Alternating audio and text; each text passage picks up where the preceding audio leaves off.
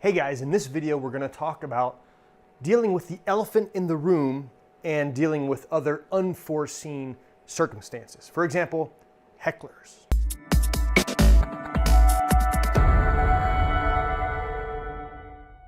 Now when we talk about the elephant in the room, I'm talking about things like if somebody drops something or somebody's telephone rings.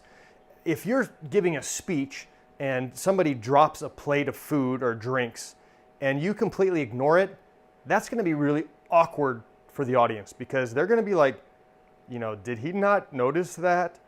So that's the elephant in the room. You need to acknowledge that you're aware that that just happened. So if somebody drops something, you could say a stock line like, hey, just set that anywhere. And you'll get maybe a little bit of a laugh, but then the audience will allow you to just move on and you don't get stuck, in that weird awkwardness like, what's that noise happening right now?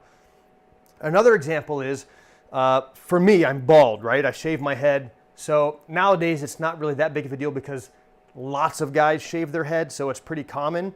But I still like to say something about it. So I make a joke about it. And usually I'll do some kind of mentalism or mind reading thing. Or I'm doing a magic trick, a better example. A magic trick where it seems obvious how it works. And then at the end I twist it and I still try to surprise the audience.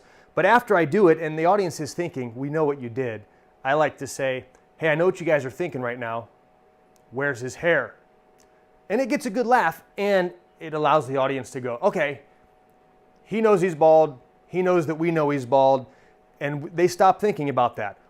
But if it's something else, like let's say I have a friend who used to weigh almost 450 pounds and he's a speaker.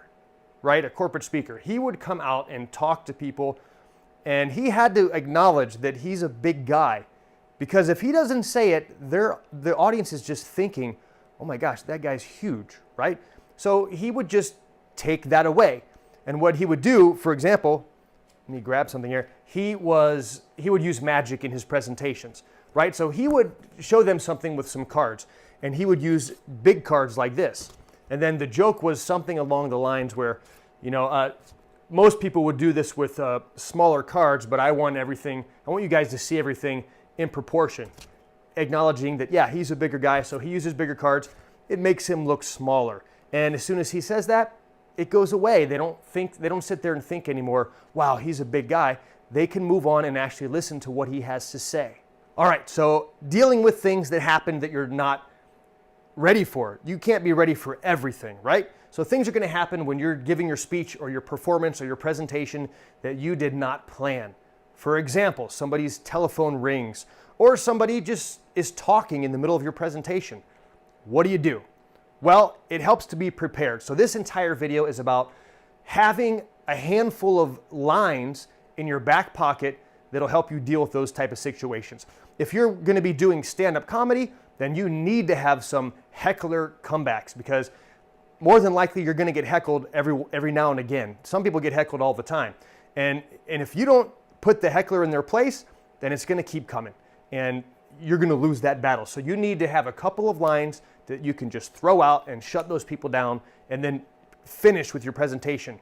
And even if you're not going into comedy, it still is very useful to have a few of these lines in your back pocket. Because when something happens, you're going to be stunned if you're not prepared. So something happens, the fire alarm goes off, and you're just going to be like, oh my God, what do I do now? And the audience is going to be looking to you because you're the guy on stage to be the leader of that situation.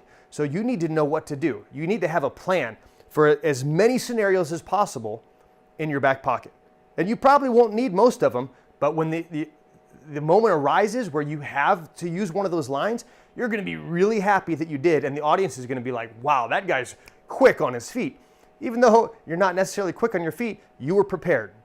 Now, when I started out doing comedy clubs, this was a long time ago, I would go up and I wasn't doing just stand-up comedy. I was doing comedy magic, right? So the audience looks at you in a totally different way. And when I started out, it felt like everybody felt free to heckle me, oh, let's heckle Magic Boy. And that, I was mortified by the thought of that. I didn't know what to do about hecklers because I was just starting out. So you walk up on stage and you're thinking, oh my God, I hope that they don't heckle me, because if they do, at the time I was thinking, man, I hope that I come up with a funny line, to come back to whatever they said. And here's the thing, I didn't have those lines prepared. And what happened was I got heckled all the time. So I decided that I was going to combat that. You start hanging out with other comics and they tell you, you don't have to think of it on the fly. You should have this stuff prepared. Now, there's going to be times where, sure, you think of something amazing on the fly, and that becomes your new go-to thing whenever somebody says that or something like that happens. But until then, you need to have like an arsenal of things that you can use. And what's funny about it is, at least for me and a lot of other comedians and entertainers that I know, when you start out, you're afraid of hecklers. And that's when you get heckled. But for some reason, once you have this arsenal, once you're ready for a heckler or ready for a weird situation to happen, you're prepared. If this happens, this is what I'm going to say. Once you're prepared, those things never happen. If you ever come see one of my shows, I almost never get heckled. There's usually one or two times where somebody might yell something out, but I have a line, I say the line, and then from then on, nobody talks. And the number one thing to keep in mind is, even though you have these lines, I'm about to give you a whole bunch of them, but even though you have these lines, you don't have to use them right away. Usually what I do, if I'm giving a presentation or doing a show and somebody yells something out that is inappropriate, not rude, but just they yell something out and it doesn't help my presentation in any way, step one, ignore those people and just keep going on with your show. 9 times out of 10, they're going to do it once and realize that you don't give a crap about them, and they'll stop. So they say something, you just ignore them and keep going on with your show. If you have to, you can give them a look. Just look at them. You can stop talking and look at them. Like a school teacher, wherever there's commotion going on or say people are talking, you just lower your mic and you walk over to them and you look at them. And as soon as they get quiet, then you start talking again.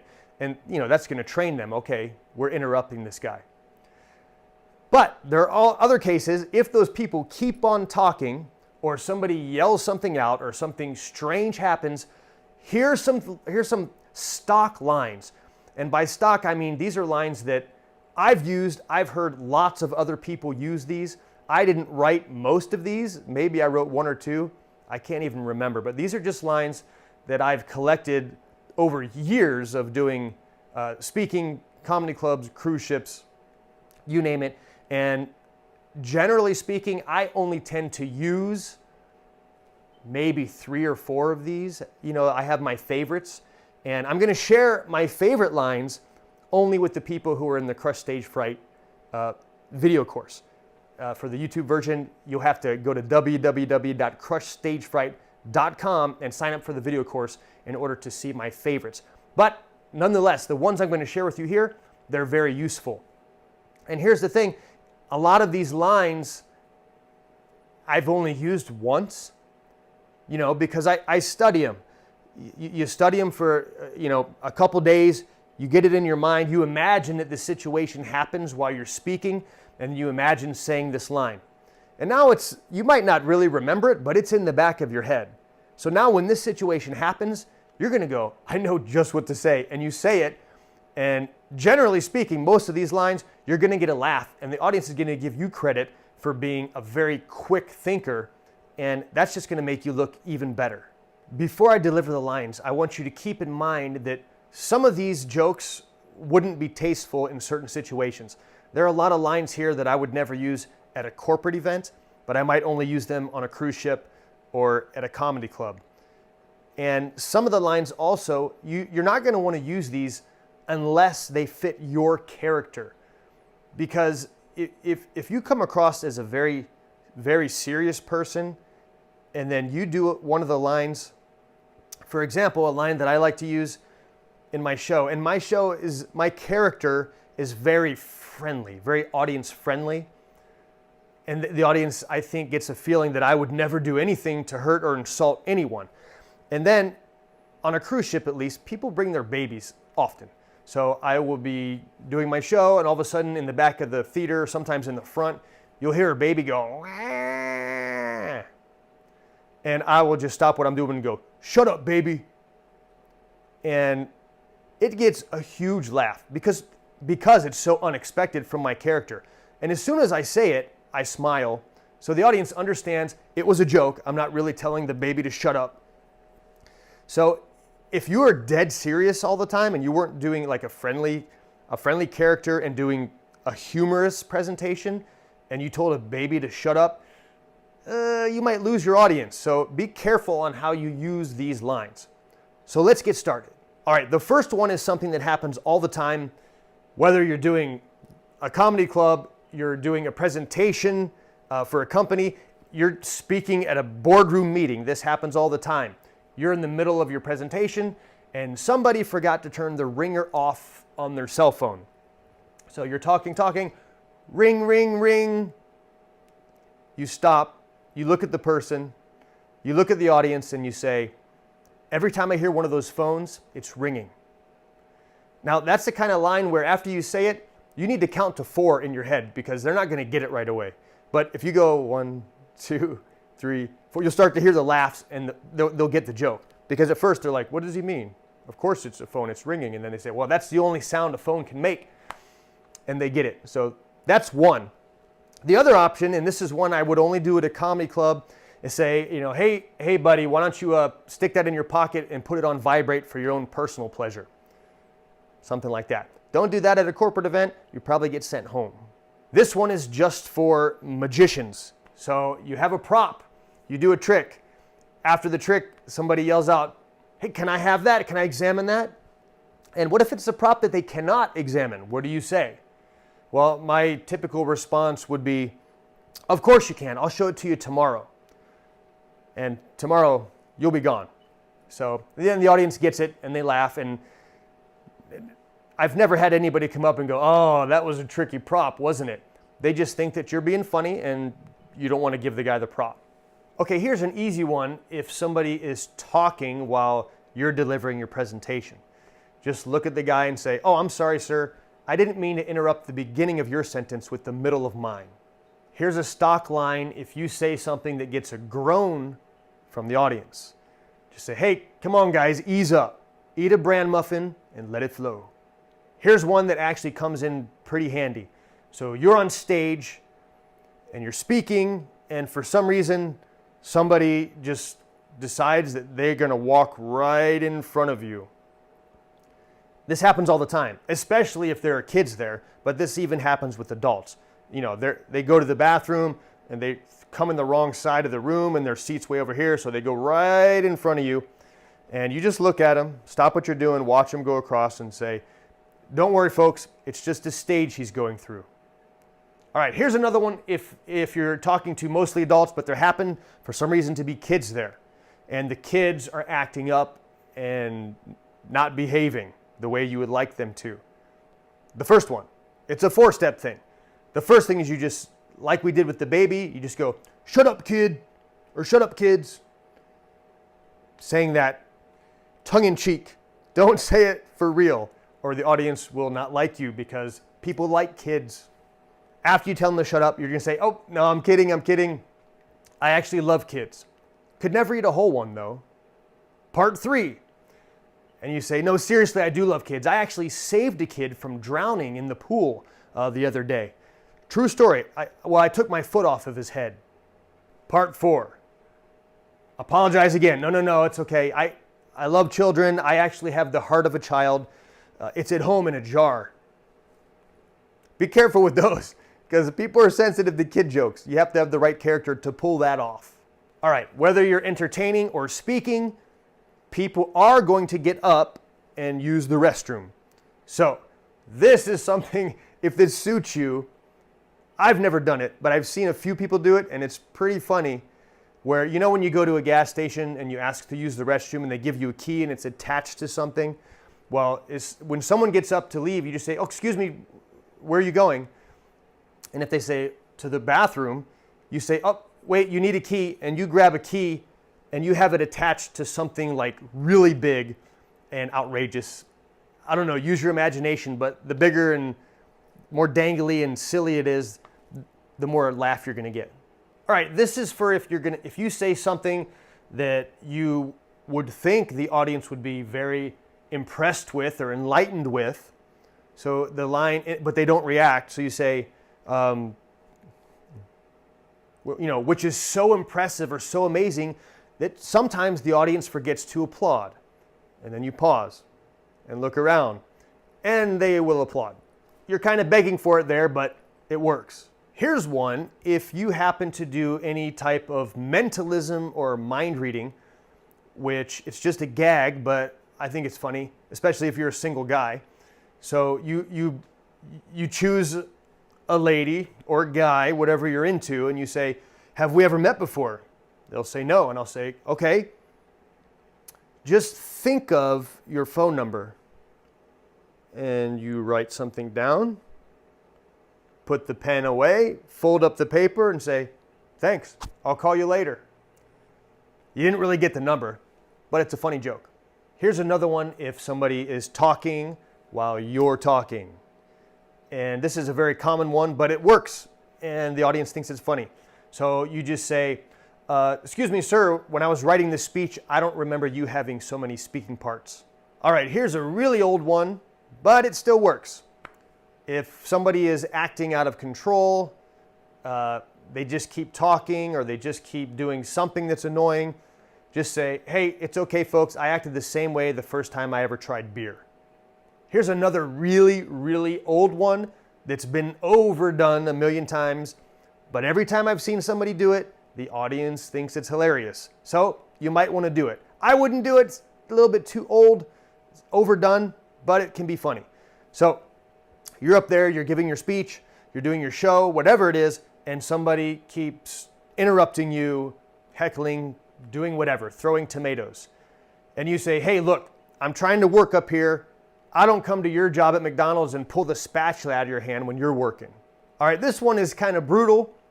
So you'd only want to do it if the person is really getting on your nerves, and not only on your nerves, but you can tell that that person is getting on the audience's nerves as well. Just look at them and go, hey, can I ask you a question? Were your parents siblings? All right, here's a good one that's not too offensive.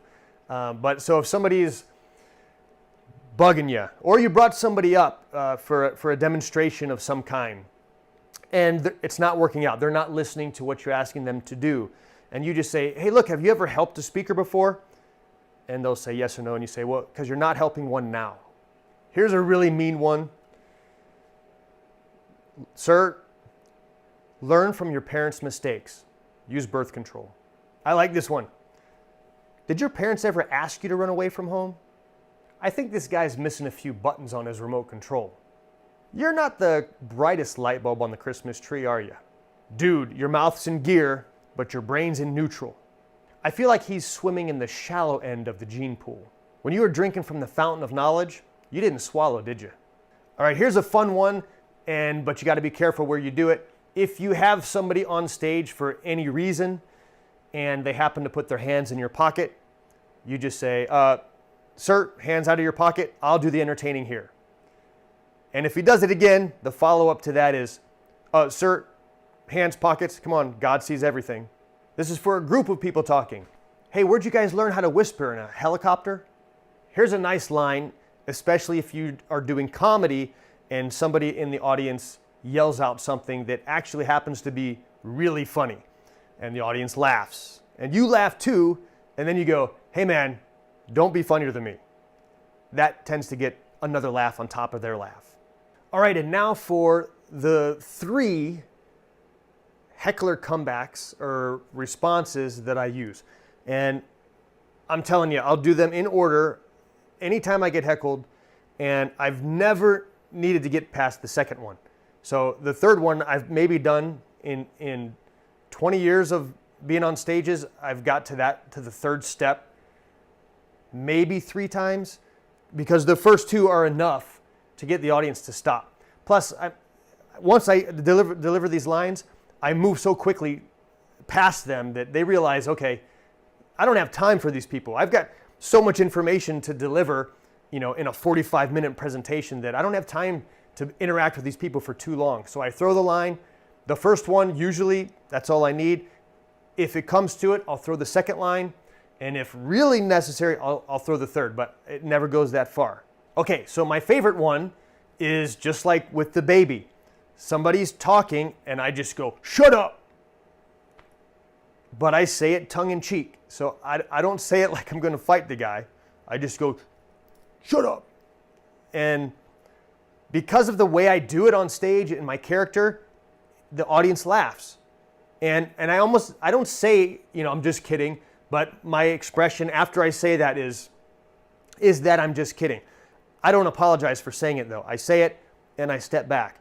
If the person keeps talking, then I'll use this line. And this is my absolute favorite comeback line for a heckler. It works for adults. It works for kids. Anybody who's making noise or talking in your show. And I use this a lot. And it works. Usually I get to this one and then I'm done. The heckling stops. So don't share this with anybody outside of this course. I did not write this. It was given to me by a very good friend. And thank you. You know who you are. But this is the best comeback line that I've ever used. And it works brilliantly. So here it is. And it's very simple. They're still talking. You just say, excuse me, sir, or ma'am, or kid. Where are you from? And they'll tell you wherever they're from. Let's say Cleveland, Ohio. Whew, I bet it's quiet there tonight. I'm telling you, that little line right there will shut them up, and the audience thinks it's hilarious. And the audience will be on your side because you didn't slam that person. You weren't rude. You made a point. And nine times out of nine, pretty much, they're going to stop. And you're not going to get heckled the rest of your presentation by anybody else. But if you do, then there's the third line. And this was pretty cool. I don't have a microphone with me. And this one I learned from one of my cruise director buddies from 2000. So thank you, David Farmer, for giving me this line. This has always been in my back pocket. I almost never get to use it because I like to use the first two first, but it's a simple one. So you just say, sir, and you take your mic and you go, look, man, there's a reason they're not handing these out at the door. And that's the third line. So those three, and I've never heard anybody else use those three, at least together. So they work every time. Especially with my character, they might not work with yours, but what I recommend is you're going to do so many presentations, hopefully, that every time something happens that you didn't expect, if you think of a clever comeback, don't forget to write that down after your show. And you should have a list of comebacks, not necessarily comebacks, but lines for if this weird thing happens or this weird thing happens, because eventually you will have seen pretty much everything. So if something happens, boom, you have the line, and the audience is going to be like, man, that guy's quick. But it's not that you're quick, it's that you wrote the line. So here's the other thing. Let's say that you don't think of a line. And you should be videotaping all your shows, or at least recording the audio, all your presentations. Because when you go back and listen to it, if you didn't have a line, well, now you have the hindsight. So you can think of, okay, what could I have said in that situation that would have been funny or entertaining? And, send an email to your friends, your funny friends, and say, hey, what could I have said here to make this funny? That might never happen again, but if you have a line now, when it does happen, you're going to be really happy, and it's going to make you look like a superstar. So I hope you enjoyed this video. As always, if there's anything else you'd like to see, just write me an email or go to the Facebook group and post it in there. My name's Chad Chesmark, and I will see you on stage. So long. P.S. Do you have a favorite stock comeback line or a line for when something crazy happens during a presentation? If so, share it in the comments or post it on our private Facebook group. I would love to check it out, and everybody else can learn from you. Thank you so much.